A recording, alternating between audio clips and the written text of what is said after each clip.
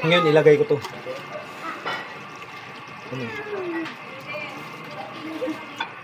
Humihiwalay na yung laman sa buto. Wala nang laman, humihiwalay na. Napakalambot, saka ang sarap. Nanunuot yung gata, yung alat na may gata, tapos may may anghang. Sarap talaga mga bulakbol.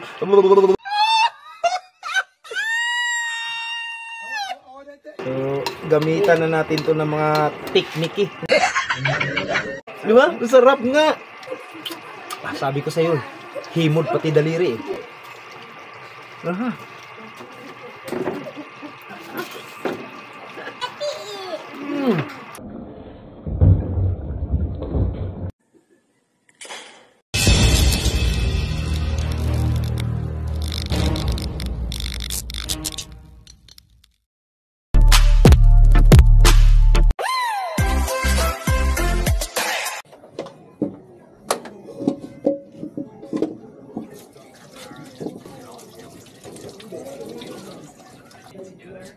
Bukas ang itong arroz.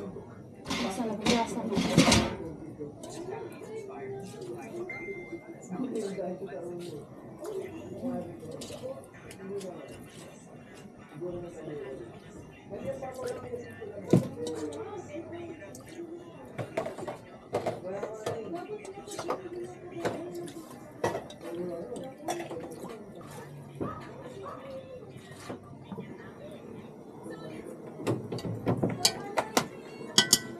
Pinalitan ko, makakatulog na sa gabi. Papa, kunti na lang tong ano.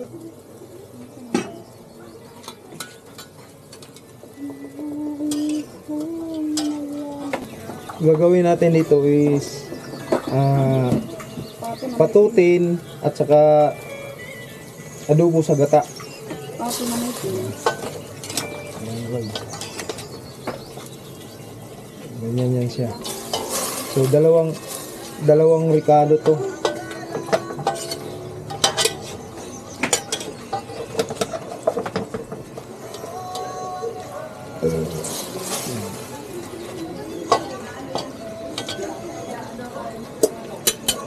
So dito yung kagdiritang pato or patutin. Tapos ito yung adobo sa gata.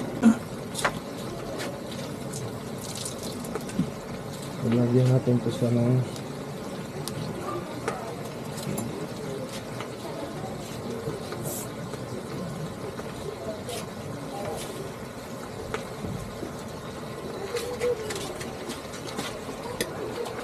so mayroon tayo ditong pangalawang gata.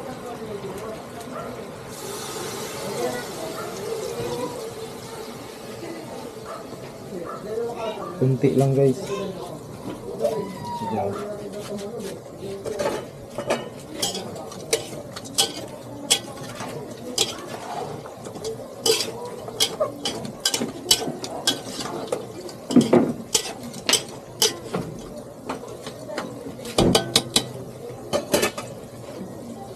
Adobo sa gata. Patutin. Ngayon, kasi patutin siya, lagyan natin ito muna.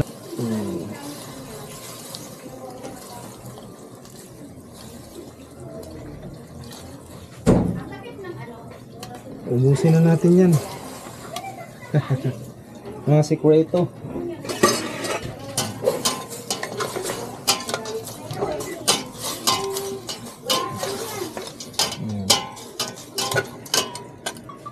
So ito guys, mga bulakbol, patuyuan na naman natin to.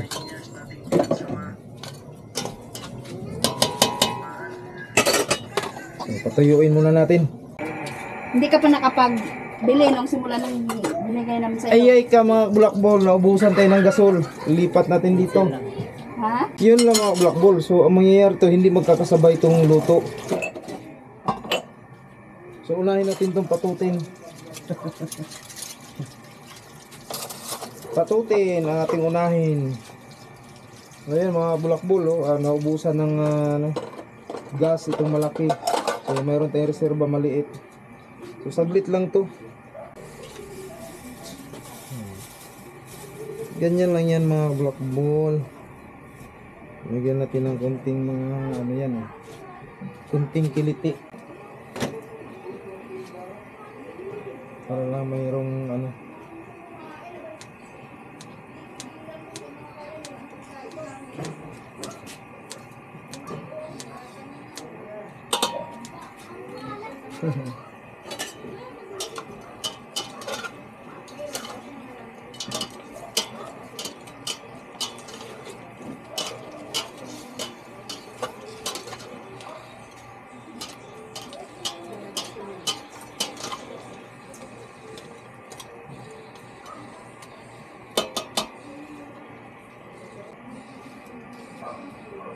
Ten minutes mga black ball. Hindi mo pa nang skincare. Alright mga black ball.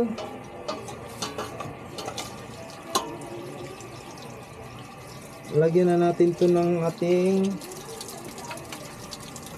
chunks.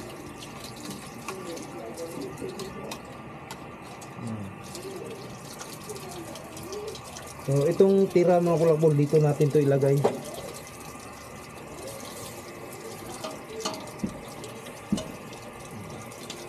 Sinanyahan na pa.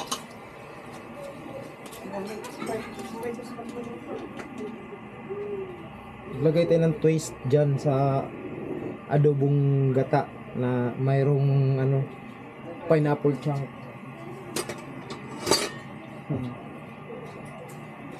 So paano natin to ng 5 minutes para ilagay natin tong ating ketchup.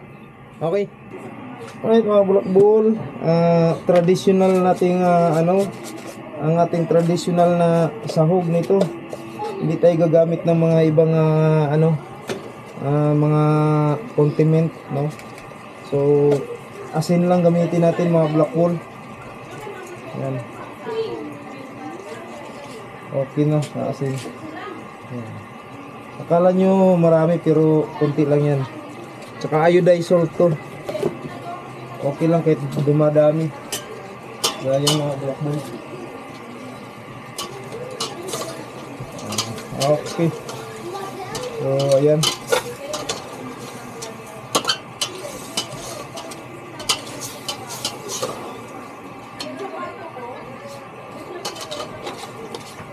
Oh, lambot na. Yun. Lambot na mga bulakbol. Chalap-chalap nito. So lagyan na natin ng tamis anghang na ketchup. Yan. Yan ang mga bulakbol. Ang diskarte niyan. Yan. Damihan natin yan. Yan. Agoy again, ang sarap niyan. Sus Mariusip. Mga bulakbol, ito yung luto na himod pati daliri. Agoy again. Doy, tikman mo nga ito doy. Lambot eh, sus, ang lambot na. Init. Yung ano, yung lasa niya tama lang alat eh.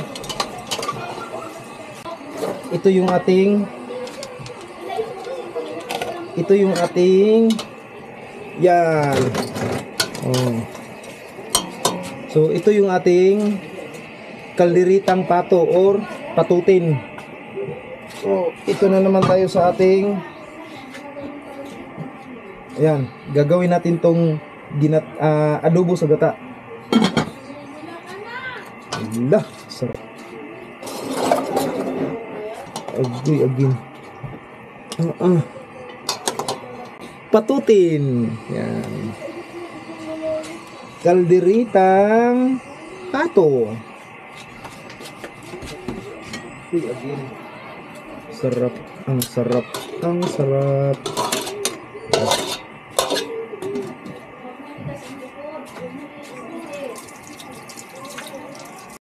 Yung honey yan yung Paris niyan, honey.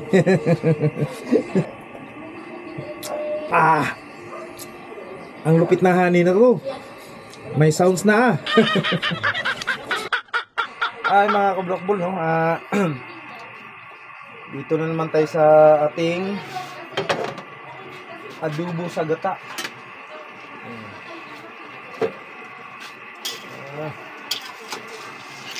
Uy, tumalon yun ah. Alright. So, lalagay na natin yung ating gata. Dahil ito nagisa na natin sa mga ricado. Yum na ito mga blockball.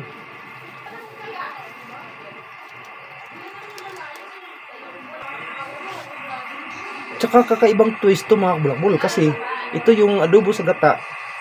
Tapos lagyan natin ng pineapple chunk.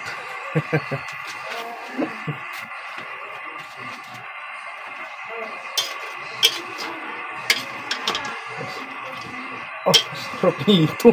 Ang sarap nito. Ay, gata eh.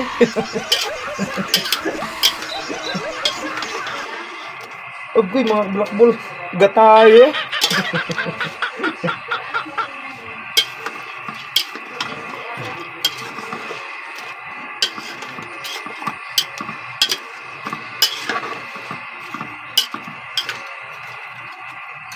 Ito yung luto na himod pati daliri.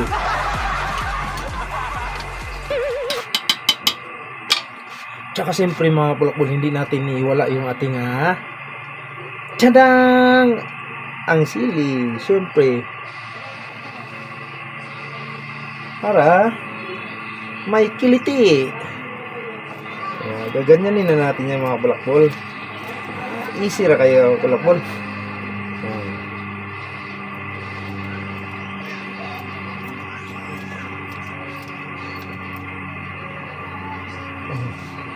Extra kanya ng blockball. Jutay ra yung mga blockball.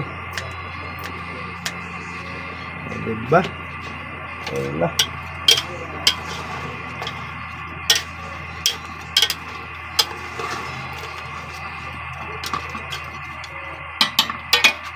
At saka syempre yung ating asin.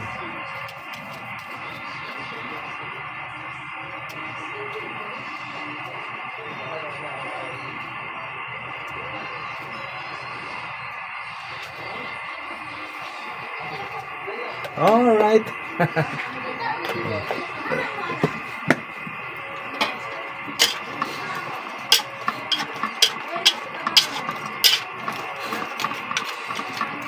Akala nyo hindi marunong magluto si bulakbol? Naku. Yan lang ang alam nyo. Ito mga bulakbol, oh. Tanggal na sa sa sobrang lambot nyo. Tanggal na siya sa buto. Oh. Ang sarap nito. Tanggal na sa laman yung buto. Tsaka mga blockball, ito yung mga para sa pare. Maya. Alam na. Takpan naman na natin. Ito yung adobo sa gata na mayroon tong pineapple chunk toppings natin. Okay. Antayin natin to within 15 minutes.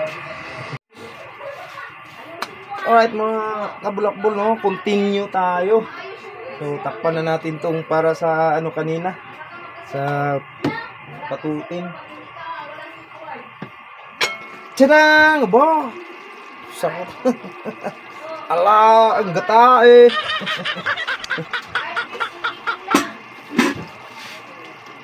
Ala, mga bulakbol. Hindi, naghihiwalay na talaga yung laman sa buto. Tamang-tama na to. So, ayun.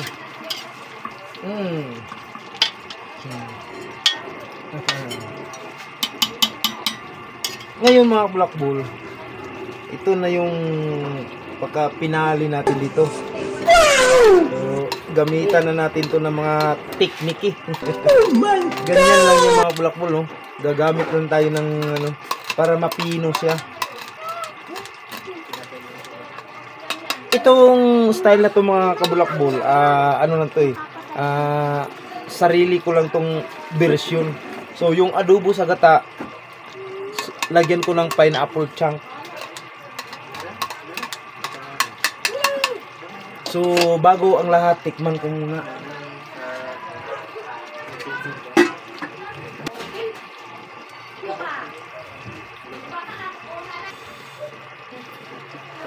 Mainit mga bulakbol, pero tikman muna natin. Ba, sarap. Sabi ko sa iyo, himod pati daliri. Aha.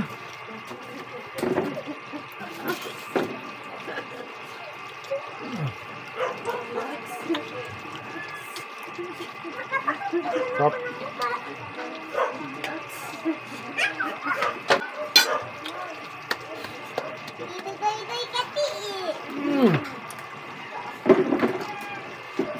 Baka sabihin nyo kasi luto ko, thumbs up ako, pero subukan nyo. Ganun. Ngayon ilagay ko to.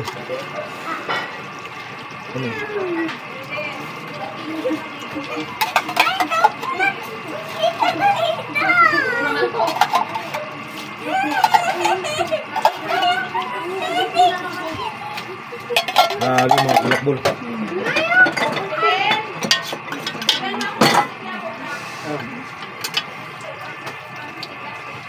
Talagang humihiwalay na yung laman sa buto. Wala nang laman, humihiwalay na. Napakalambot, tsaka ang sarap, nanunuot yung gata, yung alat na may gata, tapos may may anghang. Sarap talaga mga bulakbol. Grabe. Tapos may ano pa. Di ba? Ang sarap nga. Uy. Ang sarap nga. Kuha tayong laman. So, patayin muna natin mga bulakbol. Tama na yan. Okay. Patayin na natin mga bulakbol. Tama na yan. Ngayon, papatikim natin to sa ating taga-testing. Agoy again. Lagyan natin ng may kunting pineapple. Yan. Odoy. Ha. Tikman mo. Kala mo ha.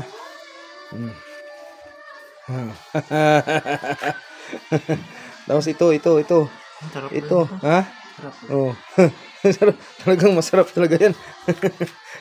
Yan. Yan yung adobo sa gata. May pineapple. Mas masarap sa patutin, di ba? Sabi ko. Oh, di ba? Pinaghambing ko lang yung adobo sa gata tsaka yung patutin eh. Ayan na sinasabi ko eh. Ayan, adobo sa gata tapos ito patutin. Oh, di ba? Parehas siya masarap. Oh, parehas siya masarap. Oh, ganun luto mga bulakbol. So, takpan na natin. Yan. Okay. Yan na yun ang lahat ng ating ngayon. So, alright mga bulakbol. Kasama ng ating may bisita ko dito. Salamat sa inyong panonood at kung magustuhan nyo itong niluto namin, paki-follow na lang at paki-share na lang din, no? Thank you, bye-bye. God bless.